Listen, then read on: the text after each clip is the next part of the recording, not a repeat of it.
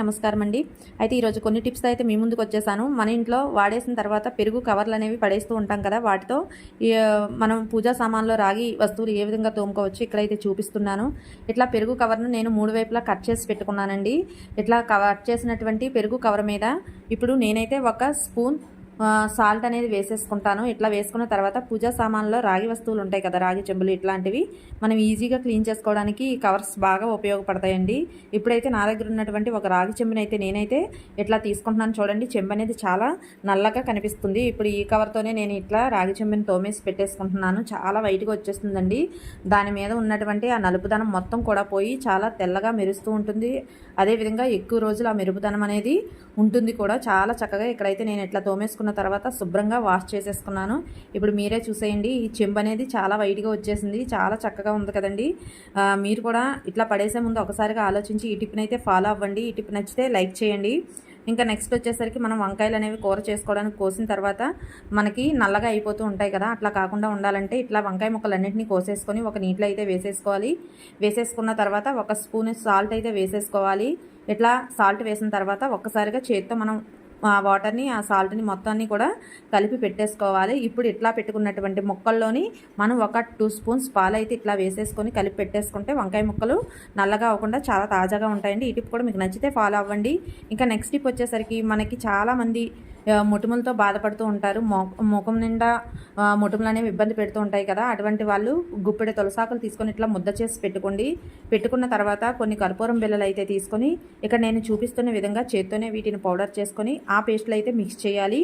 చేసిన తర్వాత మనకి ఇది ఒక్కసారిగా మొటిమలు అనేవి పోతాయని నేనైతే చెప్పలేను కానీ క్రమంగా అయితే తగ్గుతాయని మాత్రం చెప్పొచ్చు. ఎందువల్లంటే ఏది ఒక్కసారిగా జరగదు కదండి. మనం వాడి చూస్తేనే మనకు తెలుస్తుంది. ఒకసారి మీకు కూడా ఈ టిప్ అవసరమైతే వాడండి. ఇందులో నేను ఒక చిటికెడు పసుపును కూడా యాడ్ చేశాను. ఇట్లా యాడ్ చేసినటువంటి మిశ్రమాన్ని 1 గంట ముందు మనం పెట్టి లేదా రాత్రి పడుకునే ముందు పెట్టుకున్నా సరే మొటిమలు అనేవి క్రమంగా తగ్గుతాయి.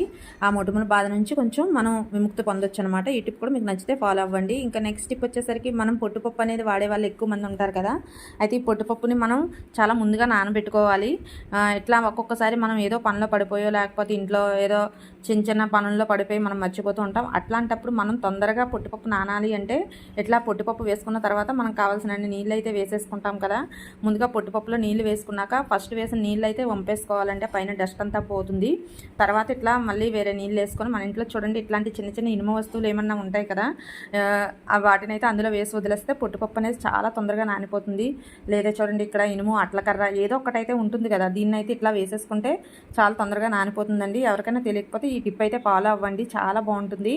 ఇంకా నెక్స్ట్ వచ్చేసరికి మనం పిల్లల సాక్స్లు అనేవి చాలా బ్యాడ్ స్మెల్ వస్తూ ఉంటాయి, చాలా మురికిగా ఉంటాయి కదా, ఇవి పూర్తిగా శుభ్రంగా అవ్వాలి అంటే ఈ విధంగా ఒక్కసారి క్లీన్ చేసి చూడండి. నేనైతే ఇక్కడ చిన్న బౌల్లోకి వాటర్ అయితే తీసుకున్నాను. అందులోని కొంచెం వంట సోడా అయితే వేసేస్తున్నాను. తర్వాత ఒక నిమ్మ చెక్కని తీసుకొని ఆ నిమ్మ చెక్క యొక్క రసాన్ని కూడా మొత్తం అందులో యాడ్ చేసేసుకుంటున్నానండి. ఇట్లా వంట సోడా నిమ్మరసం వేసేసి మనం సాక్స్లు అనేవి క్లీన్ చేస్తే చాలా బాగుంటుంది. ఇట్లా రెండింటిని ఒకసారి ఇట్లా కలిపి పెట్టుకొని ఏవైతే మన ఇంట్లో సాక్షులు ఉన్నాయో వాటన్నిటిని కూడా అందులో వేసేసుకొని ఇట్లా ఒక పావు గంట ముందు నానబెట్టుకున్న మురికంతా వదిలిపోతుంది. లేదా అప్పటికప్పటికైనా ఇట్లా చేత్తో కిందకి పైకి కలుపుకుంటూ చేత్తోనే మనం గుంజయించుకుంటూ చాలా చక్కగా ఇట్లా చేసుకుంటూ ఉంటే వాటి మురికి అనేది దాని అంతట అదే రిమూవ్ అయిపోతుంది అనమాట. ఇట్లా మనం వాటర్ మార్చుకుంటూ 2-3 సార్లు వీటిని జాడించేసుకుంటే చాలా చక్కగా సాక్షులు అనేవి తెల్లగా వచ్చేస్తాయి, బాగా శుభ్రం అవుతాయండి. పిల్లల కాళ్ళకి దురదలు కానీ ర్యాషెస్ కానీ ఇట్లా ఎటువంటి ఇబ్బంది లేకుండా ఉంటుందన్నమాట. చాలా చక్కగా ఉంటాయి, తాజాగా. అంటే కాళ్ళు మనకి ఎంత శుభ్రం చేసినా ఎక్కడో ఒక దగ్గర దాని యొక్క జిడ్డు అనేది కనిపిస్తుంది. అలా లేకుండా చూడండి ఇక్కడ ఏమి వేయకుండానే మురికి అనేది ఏ విధంగా రిమూవ్ అయిందో మీకు కూడా కనిపిస్తుంది కదా. మనం ఇట్లా నిలబడి చాలా చక్కగా సింక్ దగ్గర ఇట్లా వాష్ చేసేసుకోవచ్చు. చాలా ఈజీ మెథడ్ అండి. ఎన్ని సాక్షులైనా ఇట్లా మనం నిమిషంలో వాష్ చేసుకొని క్లీన్ చేసేసుకోవచ్చు అనమాట. ఇట్లా మనం చూడండి చాలా వైట్గా వచ్చేసాయి.